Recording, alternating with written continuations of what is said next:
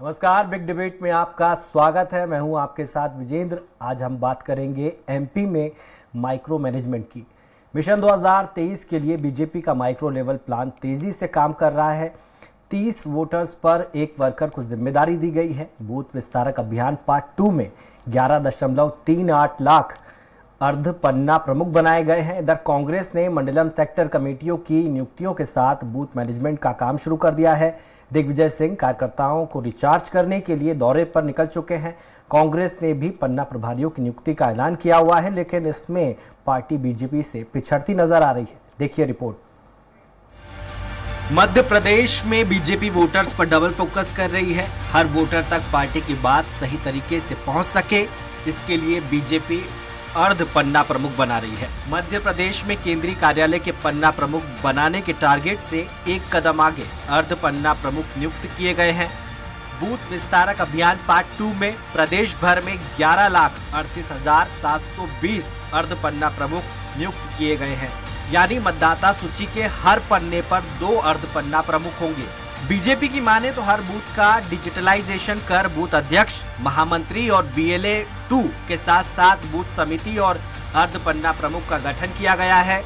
अभियान के तहत प्रदेश के कुल 64,100 बूथों में 63,005 बूथों में बूथ अध्यक्ष, 61,407 में महामंत्री और 60,407 में BLA 2 का गठन पूरा हो चुका है। आज भारतीय जनता पार्टी मध्य प्रदेश 63,005 बूथ अध्यक्ष, 61,407 महामंत्री, 60,407 BLA। आज मुझे गर्व है कि बूथ समिति में 7 लाख से 9,07,530 डिजिटली ऑनलाइन उन कार्यकर्ताओं को फीड करते हुए उस दिशा में ये गठन करने का प्रयास सफलतापूर्वक भारतीय जनता पार्टी के हमारे बूथ के कार्यकर्ताओं ने किया है। बीजेपी ने हर बूथ पर बूथ समिति का भी गठन किया है। बूथ समिति में 7,05,100 लोगों को शामिल करने का टारगेट तय किया गया था। बूथ समितियों में 9,07,530 कार्यकर्ताओं को डिजिटली ऑनलाइन दर्ज किया गया है। अब तक 11,38,720 अर्ध पन्ना प्रमुख डिजिटली गठित किए गए हैं। इधर कांग्रेस ने मंडलम सेक्टर का गठन तो कर लिया है, लेकिन अभी भी पन्ना प्रभारियों की नियुक्ति में वो पीछे है। हालांकि दिग्विजय सिंह के दौरे जारी हैं और वो कार्यकर्ताओं में जोश भरने के साथ बूथ मैनेजमेंट के गुर सिखा रहे हैं। मजबूत जमावट के साथ चुनाव जीतने के लिए बीजेपी कांग्रेस की माइक्रो मैनेजमेंट की कोशिशें जारी हैं। बीजेपी के 18 साल से सत्ता में होने के चलते एंटी इनकम्बेंसी भी बढ़ी है। यही नहीं, दूसरे दलों से आए नेताओं कार्यकर्ताओं को सत्ता में अहम भागीदारी मिलने के बाद बीजेपी के कई सीनियर नेता नाराज हैं। इसलिए चुनाव में कामयाबी हासिल करने के लिए बीजेपी ने बूथ की मजबूती पर टारगेट बना लिया है, ताकि विधानसभा चुनाव के दौरान दल बदल की स्थिति बने तो भी बूथ लेवल पर काम प्रभावित ना हो। हालांकि बूथ मैनेजमेंट पर कांग्रेस बीजेपी से पीछे है, लेकिन उसे भरोसा है कि मतदाताओं की नाराजगी के आगे बीजेपी की तमाम जमावटें फेल हो जाएंगी। अतुल पाठक के साथ सलमान खान, स्वराज एक्सप्रेस। इस पर ज्यादा चर्चा के लिए हमारे साथ मौजूद हैं बीजेपी प्रवक्ता डॉक्टर अभय प्रताप सिंह जी है हमारे साथ, कांग्रेस प्रवक्ता अपराजिता पांडे जी हमारे साथ हैं, वरिष्ठ पत्रकार के शाइनी जी हमारे साथ होंगी कुछ देर में। मेरा पहला सवाल अभय जी से है। अभय जी, कांग्रेस कह रही है कि आप जितनी समितियां बना लें, लेकिन वोटर्स आपसे नाराज है, वो इस बार आपको वोट नहीं देंगे 2023 में। देखिए, कांग्रेस केवल भारतीय जनता पार्टी के संगठन पे नजर रखे रहती है जी। कमलनाथ जी भी कहते हैं कि भारतीय जनता पार्टी का संगठन मजबूत है। दिग्विजय सिंह जी भी कहते हैं कि हमारा संगठन कमजोर है कांग्रेस का जी। हम लोग को कार्यकर्ता बूथ पर क्यों मिल रहे हैं? 64,100 बूथों पर, जैसा कि माननीय प्रदेश अध्यक्ष जी ने बताया, BD शर्मा जी ने, कि सभी जगह बूथ समिति, बूथ अध्यक्ष, बूथ महामंत्री, BLA सभी का गठन किया गया है। ये कार्यकर्ता इसलिए मिल रहा है क्योंकि सरकार ने काम किया है। सरकार लोगों के बीच गांव-गांव तक पहुंची है। हमने अपने कार्यक्रम हम बनाते हैं, विकास यात्राएं बनाते हैं, अपने कामों को लेके जाते हैं, लोगों के बीच रखते हैं। लोगों को जब उसका सीधा लाभ मिलता है, लोग हमारी बूथ समितियां सब में कार्यकर्ता में की तादाद बढ़ती है। किसी और राजनीतिक दल में यह हिम्मत है कि वो बूथ बूथ पर जाके कार्यकर्ताओं की एक टोली बना सके? जी। ये भारतीय जनता पार्टी में ही कर सकती है। भारतीय जनता पार्टी क्योंकि संगठन यहाँ जो है जमीन तक काम करता है, और जो सरकार की माननीय प्रधानमंत्री मोदी जी की योजनाएं हैं, माननीय शिवराज जी की योजनाएं, मध्य प्रदेश की सरकार की योजनाएं हैं, उनका परिणाम है कि आज 64,100 बूथों पर हम सभी पन्ना प्रमुख से लेकर सभी समितियों का गठन कर लिया गया है। ठीक है, अपराजिता जी हमारे साथ है।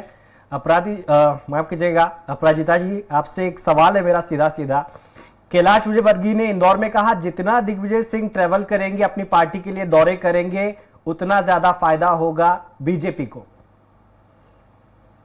देखिए, अगर उन्हें ये कहने की जरूरत पड़ी तो उन्हें तो फायदा हो ही रहा होता, तो उन्हें ये कहने की जरूरत नहीं पड़ती। वो बौखला गए हैं, विचलित हैं, तो इस प्रकार की टिप्पणी स्टेटमेंट्स दिया जाते हैं। जब आप किसी से डरते हैं, जैसे कमलनाथ जी से बहुत भयभीत है आज भारतीय जनता पार्टी।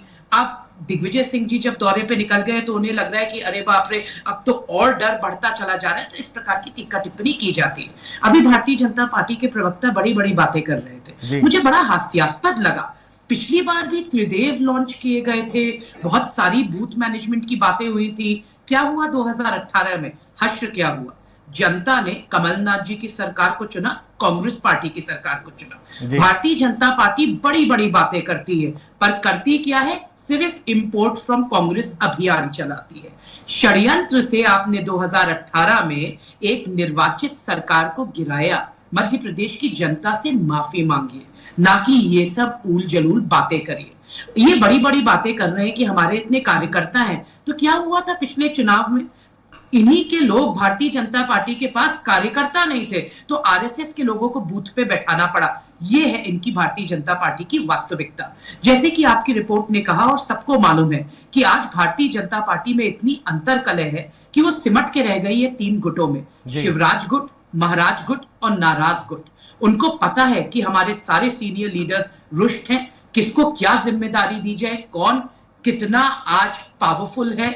आज भारतीय जनता पार्टी में जनता को भी समझ में आने लगा है कि सब अलग अलग हैं और सब अलग अलग लड़ रहे हैं। तो भारतीय जनता पार्टी को अपनी हार निश्चित दिखाई दे रही है, और इस प्रकार के हथकंडे अपनाने पर वो मजबूर हो गए। ठीक है अभय जी, कांग्रेस प्रवक्ता ने कहा कि उनको आपकी पार्टी में गुटबाजी है, नाराज गुट है, महाराज गुट है, शिवराज गुट है, लेकिन उन्होंने अपनी पार्टी का नहीं बताया कि कितने सारे गुट सालों से चल रहे हैं उनकी पार्टी में। देखिए, हमारे यहाँ तो देखिए मैं बात रखूं, आऊंगा आपके पास अपराजिता जी। देखिए ये जो नाराज गुट, ये गुट, वो गुट, ये इनके प्रवक्ताओं ने रट लिया है। भारतीय जनता पार्टी की बढ़ते, और ये सत्ता में कब आए थे? ये 2018 में 114 सीटें मिली थी, दो सीटें बहुमत से दूर थे। ये भारतीय जनता पार्टी को जो है 5 सीटें कम मिली थी। वोट प्रतिशत भारतीय जनता पार्टी को ज्यादा था। ये माननीय मुख्यमंत्री शिवराज जी की जो है, और भाजपा सरकार की ये वो थी कि उन्होंने सरकार बनाने का मौका, इन्हें सबसे ज्यादा सीटें जीत कर आए तो इन्हें मौका दिया। सरकार भारतीय जनता पार्टी चाहती तो उसी समय बना लेती जब परिणाम आए थे, लेकिन चूंकि ज्यादा सीटें 114 इन्हें आई थी, बहुमत से 2 सीटें ये भी दूर थे, तो लेकिन बनाने का अवसर बड़े दल होने के नाते माननीय मुख्यमंत्री शिवराज जी ने और भारतीय जनता पार्टी ने इन्हें दिया। इन्होंने क्या हालत करी अपने विधायकों की? क्या सर, आपने मौका नहीं दिया, संविधान ने दिया है। जो बड़ा दल होता है राजभवन उसको बुलाता है, इसमें एहसान क्या? फिर मेरी बात सुन लीजिए। ये जो आरोप लगा रहे हैं कि इनकी सरकार हमने गिराया ही, अगर ये आरोप इनका पहले से ही हमारे मंशा में होती तो क्या बनने देते? क्या ये वास्तविकता है? इन्हें अवसर देते क्या? वो भी कोरोना काल में इन्हें पहला मौका देते क्या विधायकों? ये जो झूठा आरोप लगाते हैं, और उपचुनाव में वो वही हमारे सिंबल से लड़े थे, इनके हार गए इनके सारे प्रत्याशी। इन्हें ये बात कहने में जरा भी लज्जा नहीं आती। इतना झूठ बोलते हैं, इन्हें जरा भी लज्जा नहीं आती कि लोकतंत्र में चुनाव हार गए इनके प्रत्याशी उपचुनाव में गिराया। उसके बाद भी झूठ का ये पटारा खोले रहते हैं। जानती है। ठीक है, मैं रुक करूंगा शाइनी जी का। शाइनी जी, बीजेपी ने पन्ना प्रमुख के बाद एक नई फिलॉसफी लेकर आई है, अर्ध पन्ना प्रमुख, यानी कि आधे पन्ने पर एक उनका कार्यकर्ता रहेगा, वो ये इंश्योर करेगा कि वोटर्स से वोट डलवाने। आपको क्या लगता है, इससे बीजेपी को फायदा होगा? बीजेपी जो है माइक्रो मैनेजमेंट करने में हमेशा ही इनका प्लान और वो कामयाब रहा है जी। और काफ़ी एफिशिएंटली करते हैं, क्योंकि इनके पास वर्कर्स हैं इस तरह से जो इन्हें पहले से ही तैयार करके रखे हैं। तो उस चीज़ को माइक्रो मैनेज पर जो मतलब 5 साल में जिस तरह से नाराजगी है बीजेपी के प्रति, तो क्या ये करने माइक्रो मैनेजमेंट से सब चीज़ें दूर हो सकती है, ये सवाल उठता है। माइक्रो मैनेजमेंट करने का बिल्कुल लाभ मिलता है, और क्योंकि आप वोटर के पास पर्सनली जाते हैं, आपके वर्कर्स जाते हैं और उनको अपने जो भी कार्यक्रम है उसके बारे में बताते हैं। पर अगर नाराज है आपसे जनता, अगर आपसे नाराज है, आपके कार्यकाल में जो भी काम हुए हैं उसका रिफ्लेक्शन नहीं दिखता, तो आप चाहे कितना माइक्रो मैनेजमेंट कर ले उसका लाभ नहीं मिलेगा। ये मेरा अपना मानना है। जी अभय जी, शाइनी जी को आपने सुना होगा, वो कह रही है कि अगर एंटी इनकम्बेंसी हुई तो फिर आप कितना ही मैनेजमेंट कर ले, आपकी दाल नहीं गलने वाली है। देखिए, अब मेरी बात को आप शालीनता से कांग्रेस की हमारी प्रवक्ता महोदया सुनेंगी, मैं ऐसा आशा करता हूं जी। 10 साल के दिग्विजय सिंह जी के कार्यकाल के बाद 38 सीटें आई थी कांग्रेस को एंटी इनकम्बेंसी में, और 173 आई थी भारतीय जनता पार्टी को 2003 में।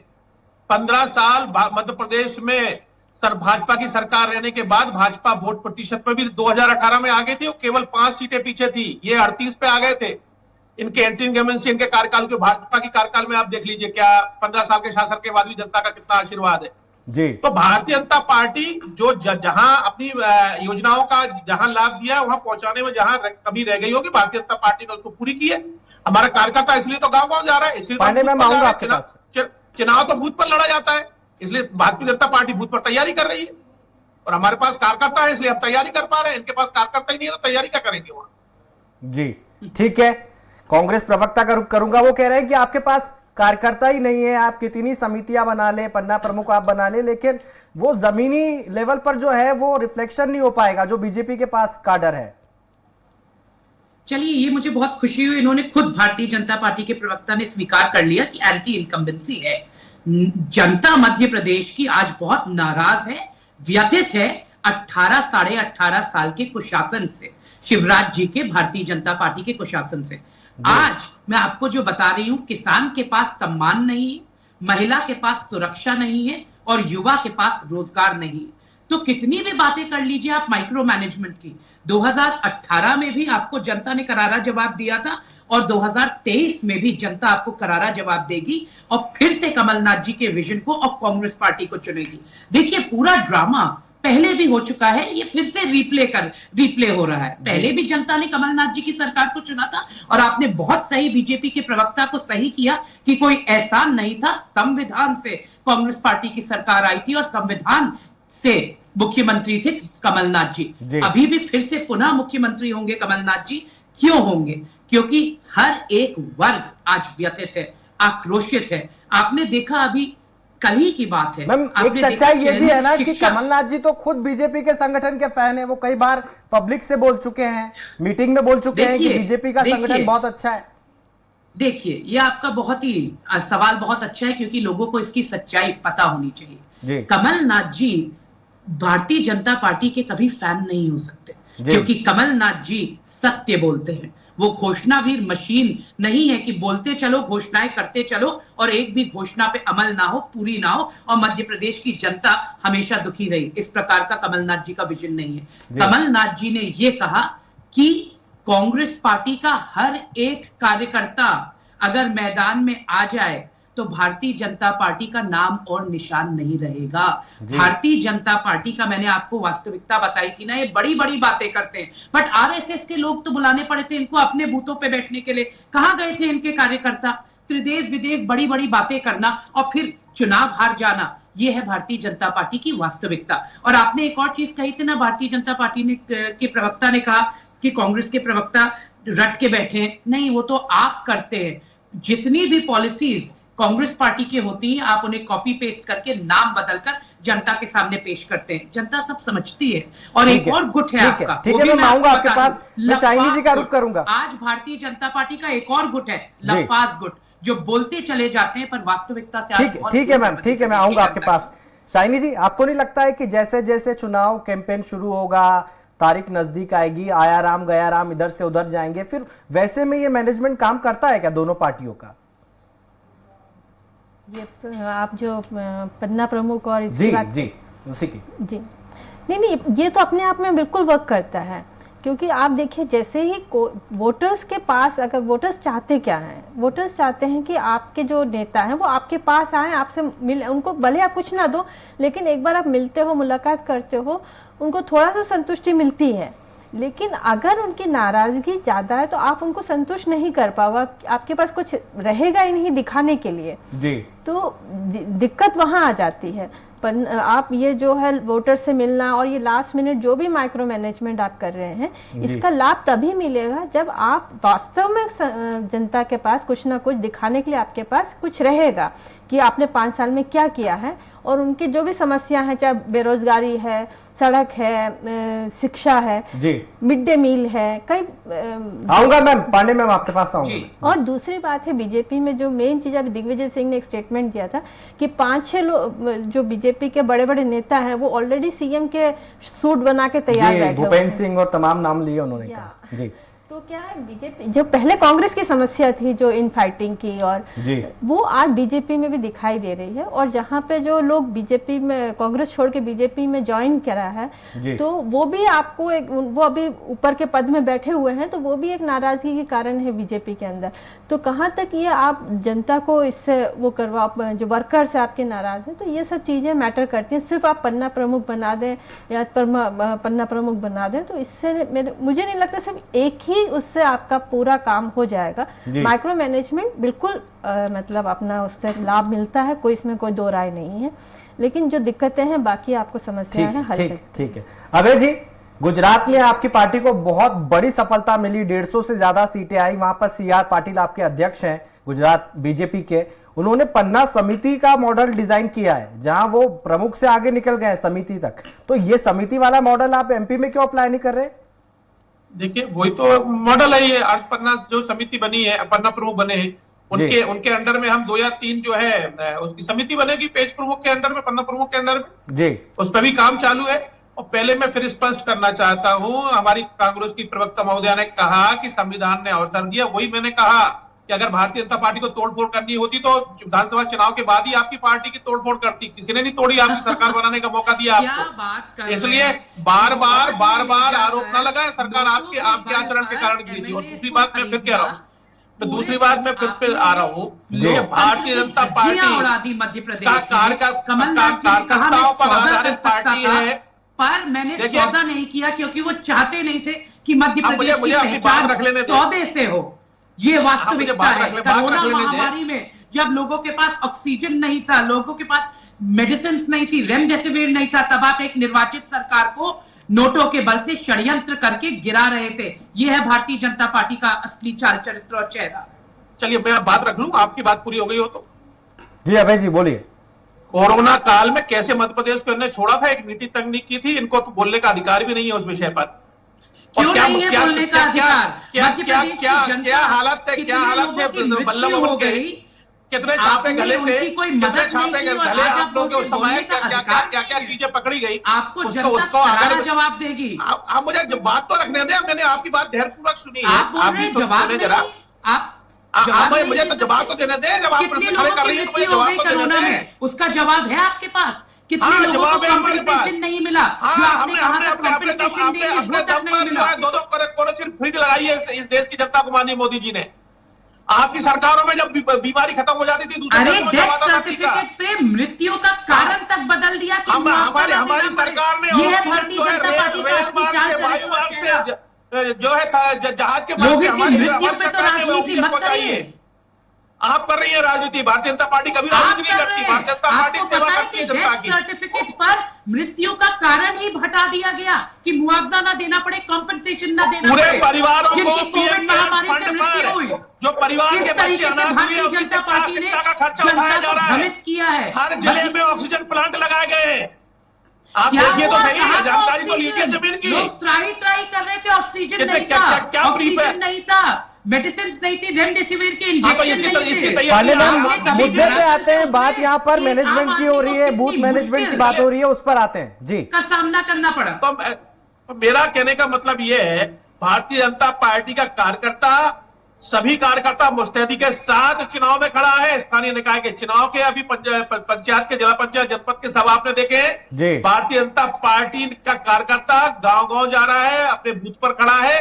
इस कार्यकर्ता के लिए हमारे जो नेतृत्व है, पर अभय जी अगर कार्यकर्ता खड़ा है तो जबलपुर ग्वालियर कैसे हार गए आप? हेलो जी अभय जी, जी जबलपुर और ग्वालियर में आपका मेयर प्रत्याशी हारा है, उस पर क्या कहेंगे? ग्वालियर में किस दल का से आए हैं इनके मेयर प्रत्याशी, पूछे जरा इनसे। वो भी भाजपा के प्रत्याशी लाके इन्होंने वहां से मेयर बनाया है ग्वालियर में। भारतीय जनता पार्टी ने 100% सीटें जीतकर टारगेट खड़ा कर दिया, तो अब 100% का सबको लगने लगा कि भारतीय जनता पार्टी हर बार 100% जीतेगी।